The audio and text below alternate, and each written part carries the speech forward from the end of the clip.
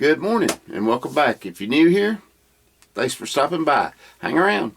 We learned a few things around here. And I get to show you how I do knives, whether it's the right way, wrong way, or my way. It doesn't matter. There's always a way. And so, yesterday I was recording, and somehow or another this camera got off of the SD card and got onto the internal memory of the camera. And I don't have any cables to download off the camera onto my computer. So, and I had a few tips and a couple of little, well, just one mainly, a little just a tip, a trick, or whatever you want to call it. But anyway, it involved this knife right here. It's all taped up. It's been glued. I just hadn't untaped it yet.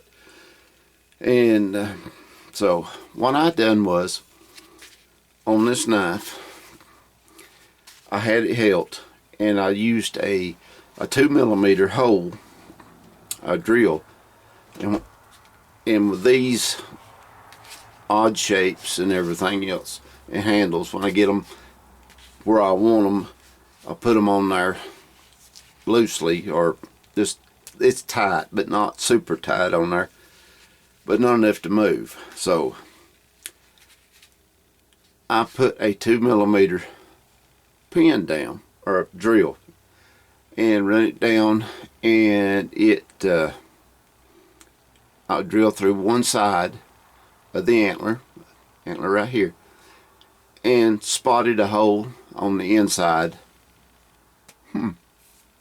Funny, it looks it's got to be the shadows. See if that helps. Nope, didn't help a bit. But anyway,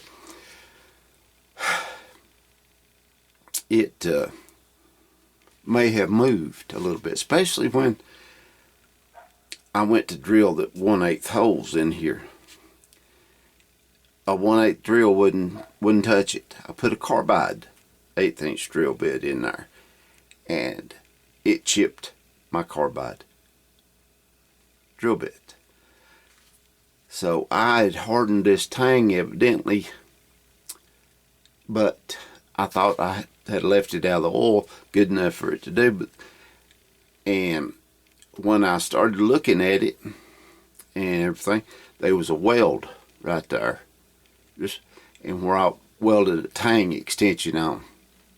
And so I wanted it a little bit longer, so it would go back in here about like this, and be in here solid. It'd only need one pin. So done that, and I marked it, and because it was hard, I thought that it may have moved, that the blade may had moved, the hole had moved just a little bit in the tang. Thought it had. If I done that, it would be loose.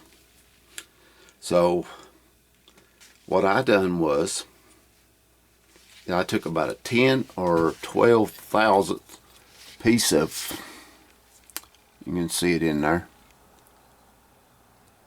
of G10 liner material, and I added it to the back of the guard there and put the handle up. After I drilled the holes, I went ahead and drilled. I already had a hole in the handle. I couldn't do nothing except for go right there. So I drilled it, put it in there, just a slack bit, just a little loose, nothing major or anything, you know. So I took a stainless steel pin, 1/8 rod, and I ground a needle on it about 1 inch long. Made it really tapered. I don't even know. I probably throwed it away, or it fell on the floor and it's gone now. But anyway, I made it like you would an awl. I just kind of took it from 8 down to a sharp point, needle point, about that long, and left plenty of rod on the other side there so I could cut it off. And I put glue in it, put the epoxy and epoxied everything, pushed it together, stuck the pin in, got the needle through the tang. And then, because the needle was long and tapered, it started in this hole over here on this side. And I drove it in. I used a hammer and drove it in, drove it all the way through till it reached the 1/8 mark all the way around, out. So when I done that, it sucked it up, and boy did it ever suck it up tight. In truth, this 10 thousandths probably could have been half that, but it didn't have half that. So that's what I had, that's what I used, and it works. It's tight, everything's the way it should be. The glue's dry. I've been doing other things, so I hadn't had a chance to take this apart or take a tape off of it. But this is the Sanmai that I done. And so one side of it is ornamental wrought iron. The other side, as best I can figure, is naval. How I come up with a piece of naval other than the piece of chain that I got over there, I don't even know if that's naval chain, but it is ship's chain. Because there's no grain to it. There's no pattern to it, like the wood grain pattern. Let's see if I can get this off of it. I'll just unroll it right now. Since what I done was that it's got a little harpoon point on it, so that's the reason that won't slide off there, and I don't really want to scratch the knife if I don't have to. So, but it has a paper towel wrapped around it that's been oiled.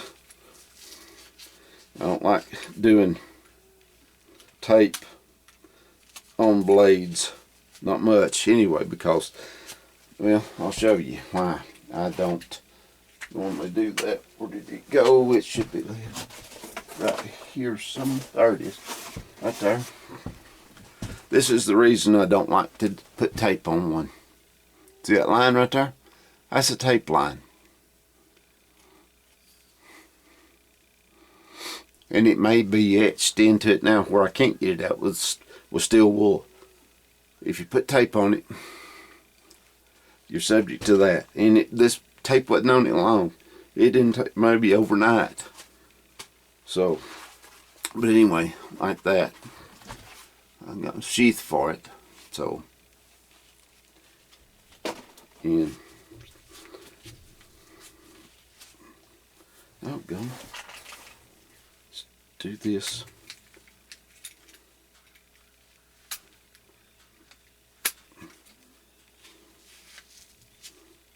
It just don't. Boy, I wrapped that paper towel on there good.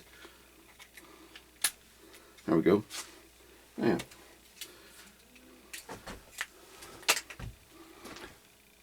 See?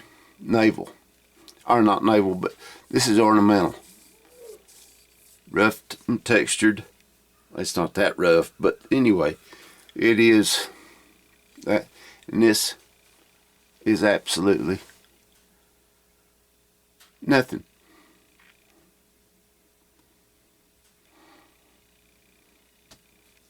I did not clay. Well, I did clay it, but I know it wasn't no difference in any of it. So that's it right there, as it goes. So anyway,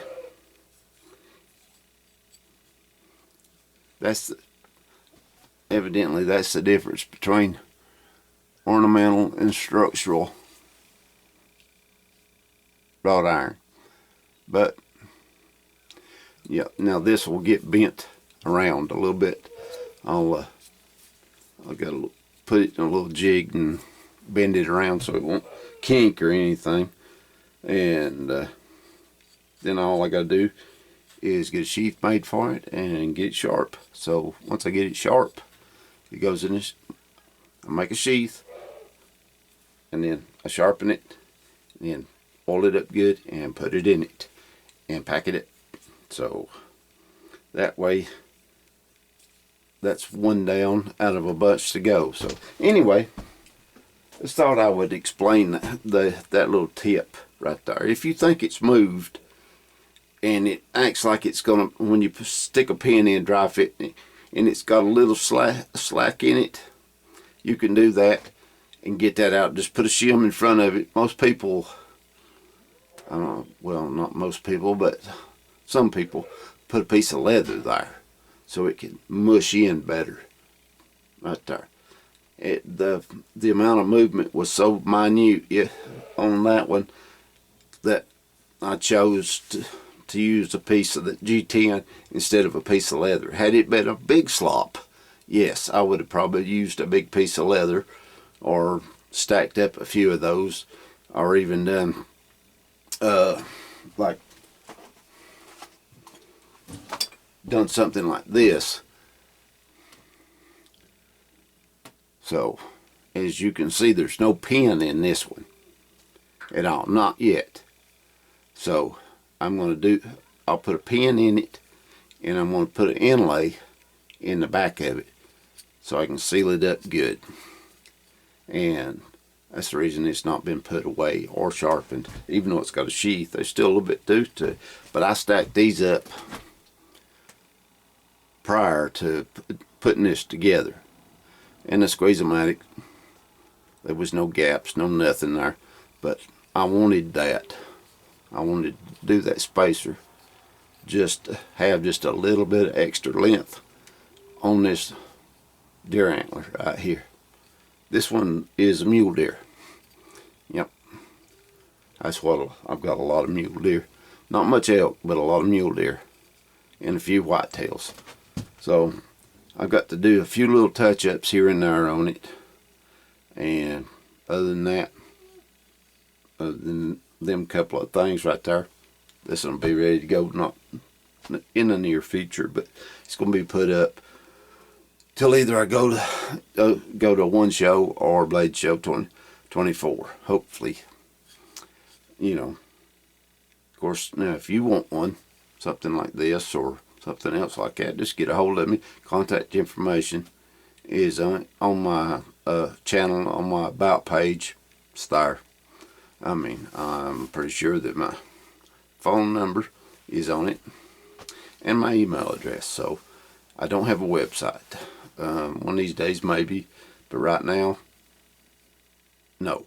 Maybe after the Blade Show, depending on how good it goes, you know. I'll just have to see. Anyway, hopefully I'm making something that somebody wants.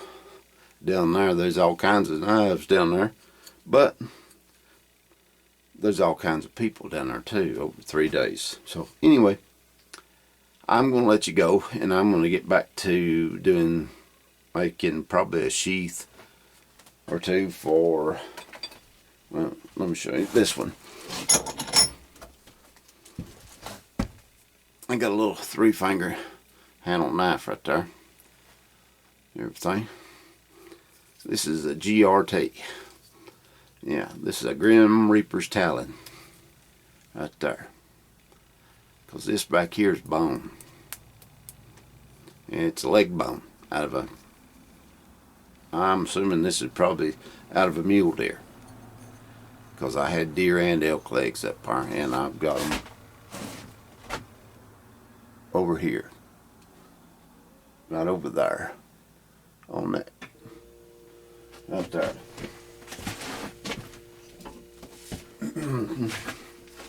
Here's one out of a elk. I've had them laying out in the sun for the past couple of years, and I hope they would get all bleached out like this, but no. So I got an oak tree above them, so I've been getting oak leaves on them and everything. So, and they're trying to grow a little moss and lichens on them. So anyway, but that ought to give it character, because this looks like this. And when I pull tape off of it, and I'm gonna grind the guard, when I pull the tape off of it, I'm going to put either wood hardener or a polyurethane on it. I haven't made up my mind yet, or I may do both. So anyway, like I said, this is just some of the ones I've got so far. I have done one full tang knife, one, and it has bone handle on it also. So everything that I've done, I've know, has been with a bone handle. From my penny knives all the way up to the knives I'm working on right now, everything has been bone handle. Now I like bone as it's designed and engineered to work and function perfectly in a bloody environment. If it wasn't, we'd be no more than jellyfish.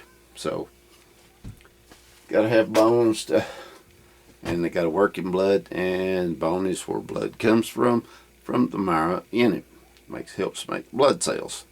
So yep, so I like it. Feels good in your hand, everything. But like I said, I'm gonna let you go. I've rambled on. Let's have a great day. This is second day of March. Yesterday was rainy and a little windy, so I don't know if that was the lion or the lamb, but hopefully it will be a complete lamb all the way through. No high winds, plenty of rain to those that deemed it, warmer weather coming, and no wind so the trees don't blow over. So till next time, God bless.